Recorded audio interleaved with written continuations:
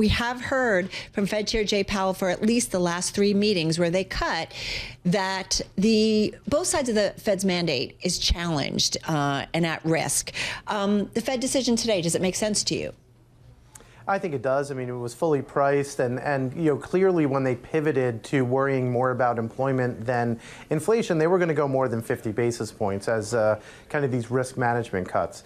And now that they've cut 75 basis points, another key phrase that Jay Powell said was that that they're now in the range of neutral. So basically, with all the committee members, what is this mystical R-star or real neutral rate, and are we there yet? And he conceded that he thinks that they're now in the range of being at neutral. So therefore, this could be the end of cuts, or maybe they're going to cut again unless the economic data changes enough for them to be comfortable cutting again. Because like you mentioned, he did say that there's still this balance of risk between inflation and employment. Yeah, exactly. And look, he did say we're even between now and January, not to mention between now and the end of next year, when some people think that another 25 basis point rate will happen. He said we're going to get a great deal of data between now and the January meeting. So a lot can change, or a lot can be confirmed in the meantime, Ira. Before that happens, though, I want to go back to this tension between the different parts of the dual mandate. Which part do you believe the Fed needs to focus on more? Is it inflation,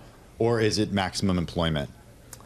Well, I actually think that at the moment there's very little that they can do about inflation because the interest rates still are relatively high compared for like the housing market, and there's not much that the Federal Reserve can actually do to help the housing market right now in terms of bringing house prices down. Like, what are they going to do? They're if they lower interest rates a lot more, that's just going to increase the value of some people's houses because maybe mortgage rates come down a little bit. That increases affordability, and suddenly house prices actually go up, which is actually against their mandate. And for other goods and services, they don't seem to be particularly elastic. Like the elasticity to interest rates and a lot of these other goods, whether it's even automobiles or any other large purchases, there just doesn't seem to be a significant correlation between the two at the moment.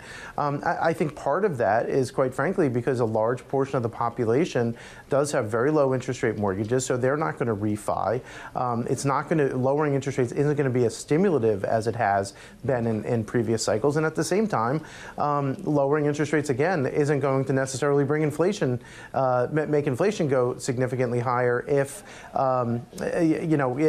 you don't get a big lending boom. And I'm not sure that lending has increased a whole heck of a lot anyway.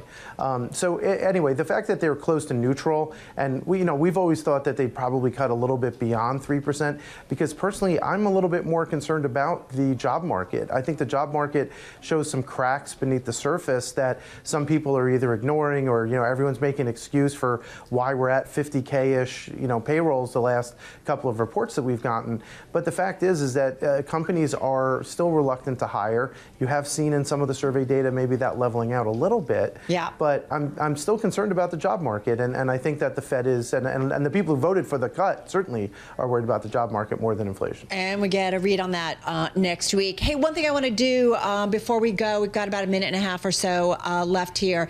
Just quickly, Ira, the Fed moved to expand its balance sheet again, fresh purchases of short-term Treasury securities to maintain what they said an ample supply of bank reserves. Just got about 30 seconds. What do we need to know here? Yeah, well, that's actually probably the bigger story even than everything else that we just talked about, because it's much larger than most of us thought it would be. They're adding somewhere around $160 billion of T-bills over the next couple of months through the April tax day. Risk assets seem to like that quite a lot, and it made the whole meeting a lot more dovish, according to, I think, a lot of people's sensibilities, and just looking at the whole cut plus the QE light, if you want to call it that.